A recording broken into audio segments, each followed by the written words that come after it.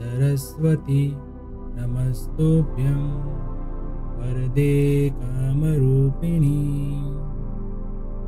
विद्यारंभं करिष्यामि सिद्धिर्भवतु मे सदा।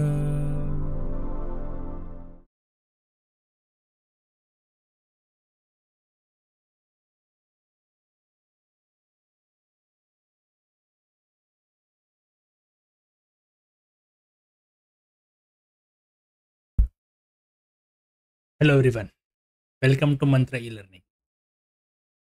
कॉस्ट एंड मैनेजमेंट अकाउंट के चैप्टर में लास्ट हमने देखी थी tools and technique of cost accounting की, और आज के लेक्चर में हम देखने वाले हैं tools and techniques of management accounting. इस चैप्टर में हमने कॉस्ट अकाउंटिंग और मैनेजमेंट अकाउंटिंग और फाइनेंशियल अकाउंटिंग के बारे में डिटेल्स में जानकारी ली, उन तीनों का बीच का डिफरेंस भी देखा। अब ये किस तरीके से हमें डिसीजन मेकिंग में मैनेजमेंट अकाउंटिंग की जो टेक्निक्स होती है वो कहीं से हमें अप्लाई करने और किस तरीके से हम उसका यूज़ कर सकते हैं वो देखना है। ठीक है, तो चलिए शुरू करते हैं। Tools and techniques of management accounting.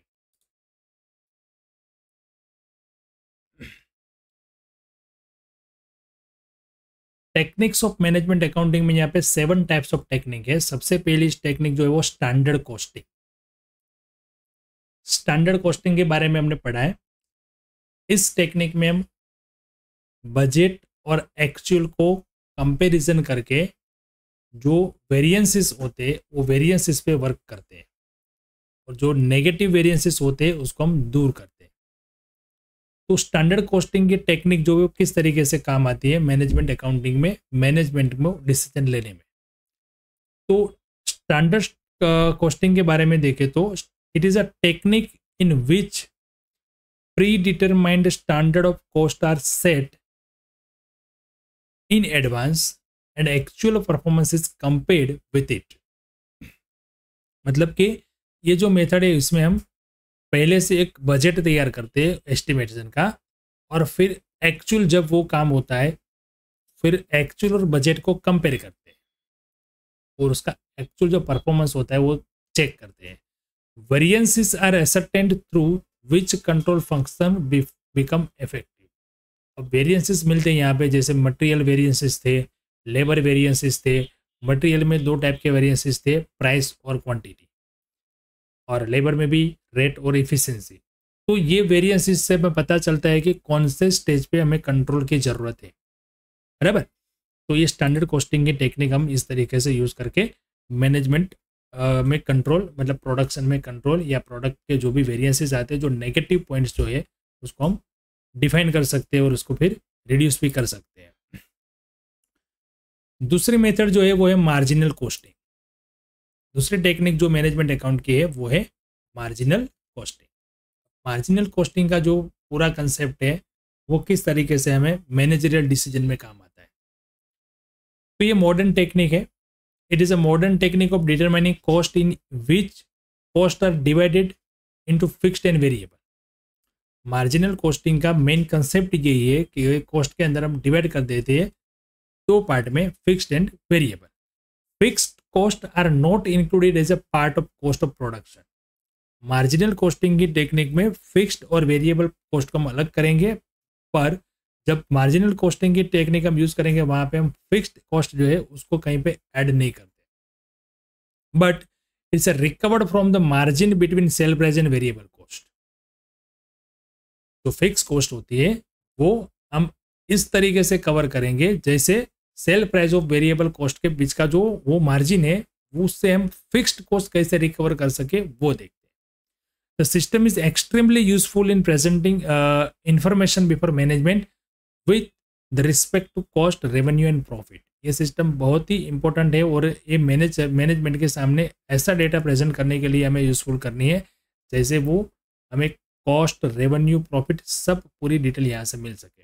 तो ये मेथड जो ये टेक्निक है वहाँ पे हम खाली वेरिएबल कॉस्ट को ध्यान में रखते हैं, यानी कि कंट्रीब्यूशन को ध्यान में रखते हैं। वो जो कंट्रीब्यूशन जो होता है वो कंट्रीब्यूशन फिक्स्ड कॉस्ट जितना हो तो हम उसको बोलते हैं BEP, break even point.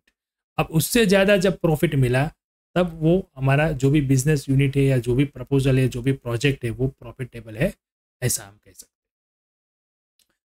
Actual performance is compared with budgeted figures and coordination and control.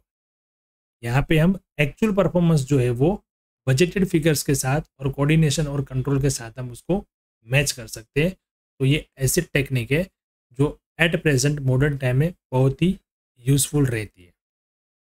ठीक है, नंबर 3 है budgetary control. Budgetary control, budgetary control यानी कि वेरियस टाइप्स ऑफ बजट्स, हम कुछ अलग अलग टाइप्स के बजट बनाएं और बजट के बाद हम उसके ऊपर काम करें। मतलब कि पहले से हमारे पास प्री डिटरमाइंड कोई डिसाइड किया हुआ कोई अमाउंट है, तो उस हिसाब से हम रॉ मटेरियल कितना परचेस करना है, प्रोडक्शन कितना करना है, सेल्स कितना करना है, वो सारी चीज़ें पहले से ही हम ऑन पेपर वर्क कर लेते हैं, फिर उसको एग्जीक्यूशन करते हैं। तो business policies and plans are expressed in financial term under the system of budgetary control. कोई भी बिजनेस पॉलिसी और कोई भी बिजनेस प्लान करना है तो उसका पहले बजट बनाना पड़ता है। Budgets are prepared covering every aspect of business. कोई भी नया प्रोजेक्ट भी लेना है तो हमें पहले उसका बजट तैयार करना होता है, उसी हिसाब से फिर उसकी बिजनेस की पॉलिसीज और प्लान्स बनते हैं। Actual performance is compared with budget figures and coordination and control are made effective through reports. अब ये टेक्निक के अंदर जितने भी जरूरत पड़ते हैं उतने सारे हम बजट्स तैयार करते हैं पहले, और फिर एक्चुअल परफॉर्मेंस जो होता है उसके साथ कंपेयर करके जो रिपोर्ट्स बनती है वो रिपोर्ट्स में हमें पता चलता है कि कहाँ पे ज़्यादा कंट्रोल करने का काम ज़रूरत है या कहाँ पे कौन सी प्रोसेस हमारे लिए बेनिफिशियल है। नंबर 4 है हिस्टोरिकल कॉस्टिंग की मेथड। हिस्टोरिकल कॉस्टिंग की मेथड किस तरीके से हमें मैनेजमेंट में अंदर काम आती है। तो historical costing is concern with recording and ascertaining cost after they have been incurred. देखो, कॉस्ट अकाउंटिंग का काम है कोई भी प्रोडक्ट की कॉस्ट डिसाइड करना, फिर उसकी सेल प्राइस डिसाइड करना। जब हम कॉस्ट प्राइस डिसाइड करते हैं तब उसमें कॉस्ट के एलिमेंट को इंक्लूड करते हैं, फिर टोटल कॉस्ट प्राइस डिसाइड करते हैं। बट ये कुछ इस तरीके की प्रोसेस है हिस्टोरिकल कॉस्ट, जहां पे हम बाद में रिकॉर्ड करते हैं। जैसे पहले कॉस्ट खर्चा जो है वो हो गया, उसके बाद हम रिकॉर्ड करते हैं तो उसको बोलते हैं historical cost after they have been incurred. कोई भी प्रोडक्ट है उसका प्रोडक्शन करने से पहले हम जो डिसाइड करें उसको हम कॉस्ट सेट बोलते हैं, कॉस्ट अकाउंटिंग बोलते हैं। बट यहाँ पे इससे थोड़ा अलग है कि पहले आप प्रोडक्शन कर लो, मैन्युफैक्चरिंग एक्टिविटी कर लो, उसके बाद जो प्रोडक्ट की कॉस्ट आई उसको हम बोलते हैं historical cost. As against that is standard costing. Standard cost for costs are set for each element of cost in advance before manufacturing is taken, but historical costing is not much use to management but may provide a basis for future plan. Historical cost में हम बाद में लिखते हैं, बाद में record करते हैं। अभी वो स्टैंडर्ड कॉस्टिंग के जैसे तो हेल्पफुल नहीं रहती है, क्योंकि स्टैंडर्ड कॉस्टिंग में पहले बजट होता है, फिर उसके बाद एक्चुअल परफॉर्मेंस होता है, फिर दोनों को मैच करके वेरिएंसेस क्लासिफाइड किए जाते हैं।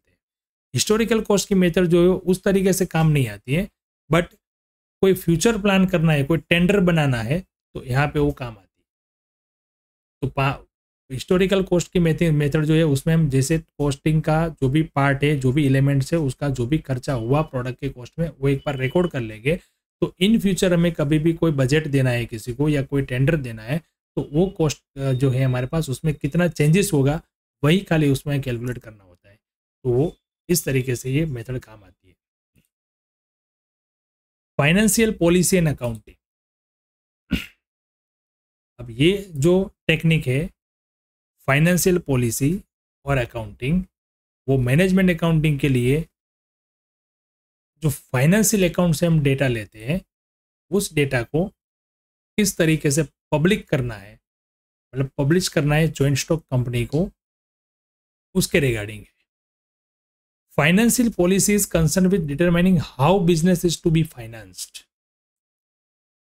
बिजनेस को चलाने के लिए अगर फंड की रिक्वायरमेंट है तो फंड कहाँ से लाएंगे, what types of securities are to be issue and what should be the source of long term and short term borrowings. Financial data जो होता है हमारा फाइनेंशियल मैनेजमेंट से, हमें फाइनेंशियल अकाउंटिंग से जो प्रॉफिट एंड लॉस स्टेटमेंट और balance sheet जो मिलता है उससे हमें पता चलता है कि बैलेंस शीट के हिसाब से कि कंपनी की इकोनॉमिक कंडीशन क्या है, कंपनी की फाइनेंशियल सिचुएशन क्या है, और प्रॉफिट एंड लॉस से हमें पता चलता है कि कंपनी की प्रॉफिटेबिलिटी क्या है। अब इससे आगे कंपनी को अगर फंड की रिक्वायरमेंट है तो फंड कहाँ से लाएंगे, बैंक से डेप्ट लेंगे या फिर कोई सिक्योरिटी इशू करेंगे, इक्विटी शेयर इशू करेंगे, प्रेफरेंस शेयर इशू करेंगे, कौन से सिक्योरिटी से पैसा लाएंगे। तो ये जो डिसीजन लेना है वो डिसीजन के लिए फाइनेंशियल पॉलिसी एंड अकाउंटिंग की जो मेथड है, टेक्निक है, वो हमें मैनेजमेंट अकाउंटिंग में बहुत ही ज़्यादा यूजफुल रहती है। जैसे financial accounting is the basis of management accounting. ये फाइनेंशियल अकाउंट जो है वो बेस है मैनेजमेंट अकाउंटिंग के लिए। तो ये सारे जो डिसीजन लेने हैं तो वो फाइनेंशियल अकाउंट के रिपोर्ट्स पर ही डिपेंड रह के वो लेंगे। बिसाइड इट इज कंपलसरी, ये कंपलसरी भी है for joint company to publish finance account. उसको अपने फाइनल अकाउंट जो है वो पब्लिक भी करना पड़ता है, पब्लिश भी करना पड़ता है, क्योंकि इन्वेस्टर को पता चले, शेयर होल्डर को पता चले एक्चुअल कंपनी की परफॉर्मेंस क्या है। तो ये पॉलिसी है और अकाउंटिंग की एक टेक्निक जो है ये भी मैनेजमेंट में हमें बहुत सारे इंपॉर्टेंट डिसीजन लेने के लिए काम आती है। कंट्रोल अकाउंटिंग नंबर 6 की जो टेक्निक है वो है कंट्रोल अकाउंटिंग।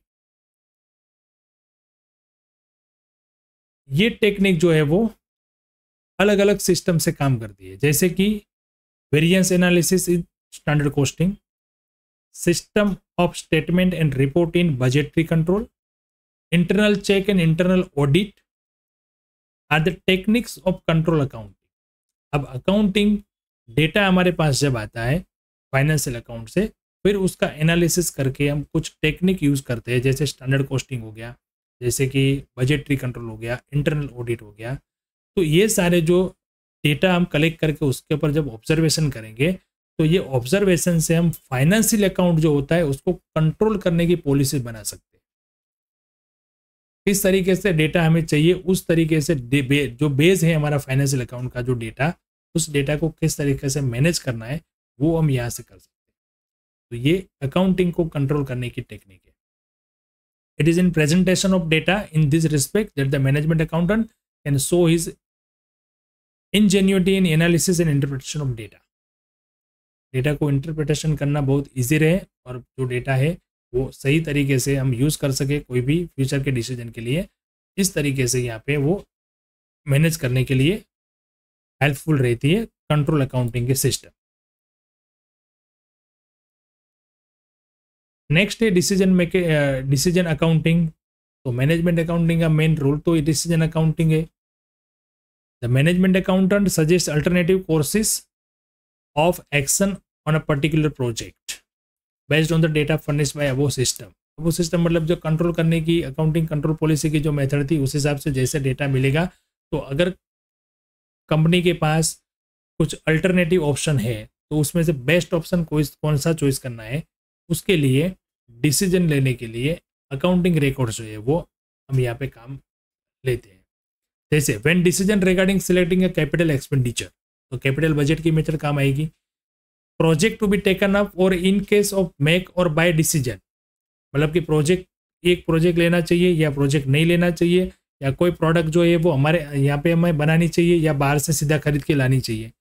प्राइसिंग का डिसीजन जो भी है, वो सारे डिसीजन जो है वो मैनेजमेंट अकाउंटेंट जो होता है जिस तरीके से फाइनेंशियल डेटा प्रेजेंट करता है उस हिसाब से मैनेजमेंट को डिसीजन लेने होते हैं, बराबर है। तो उसको इस तरीके से डेटा प्रेजेंट करना चाहिए ताकि वो डिसीजन मेकिंग की जो मेथड है वो यहाँ पे फुलफिल हो सके।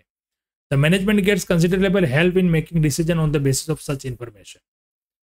ऐसी इंफॉर्मेशन से ही मैनेजमेंट अपना कोई भी डिसीजन ले सकते हैं। एडिशन में ये भी कह सकते हैं कि management accountant make use of other techniques like return on capital employ technique, break even analysis की technique, interfirm comparison, operation research, ये सारी चीज़ें भी हम रिसर्च के लिए यूज़ करते हैं। नॉट ओनली डिसीजन मेकिंग तक की टेक्निक, पर इससे ज़्यादा भी और टेक्निक्स जो होते हैं वो मैनेजमेंट अकाउंटेंट यूज़ करके अपना डेटा रिप्रेजेंट कर सकते हैं on behalf on the management team, बराबर है। तो ऑपरेशन रिसर्च की मेथड जो है वहाँ पे बहुत सारी मैथमेटिकल कैलकुलेशन होती है, उस हिसाब से डेटा को इंटरप्रिटेशन कर सकते हैं। प्रोजेक्ट रिपोर्ट्स का जब भी बनाना होता है तब भी हम यहाँ वहाँ पे उसी टेक्निक का यूज़ करते हैं। तो ये सारी टेक्निक जो है वो मैनेजमेंट अकाउंट की टेक्निक है जो हमें डिसीजन मेकिंग में फ्रूटफुल रहती है। ठीक है, तो इस चैप्टर में हमने 3 अकाउंटिंग की जो ब्रांच थी, फाइनेंशियल अकाउंटिंग, कॉस्ट अकाउंटिंग और मैनेजमेंट अकाउंटिंग, उसके बारे में डिटेल्स में पढ़ा और ये इसकी जब टेक्निक थी वो भी देखे, डिसएडवांटेजेस एडवांटेजेस देखे, लिमिटेशन भी देखे। तो ये तीनों ब्रांच जो है वो अभी ऐसा कह सकते हैं कि अल्टरनेटिव नहीं है, बट जो है एक दूसरे के बिना हम अभी काम नहीं कर सकते, इस तरीके की सिचुएशन है। ठीक है, तो अभी मिलते हैं नेक्स्ट लेक्चर में नए चैप्टर के साथ। ठीक है, thank you and have a good